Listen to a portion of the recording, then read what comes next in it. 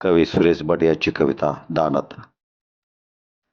कोणास विचारत नाही, कोणास जुमानत नाही, हे हृदय देवाने माझे, माझेही ऐकत नाही. या रडणाऱ्या स्वप्नांची समजूत कशी घालो मी, माझीच आज एकांकी सांत्वना सलामत नाही. तू विसराता की तेव्हा मी प्रेम तुझ्यावर केले, मजाच जुन्या जखमांचे काहीही वाटत नाही. ही तुझी व्यवस्था आहे, ही माझी मजबुरी, जे तुला वाटत आहे ते मजला वाटत नाही. एकदा कुण्या दात्याने माझीच पळवली झोळी, मी आज थोर बोरट्यांना काहीही मागत नाही.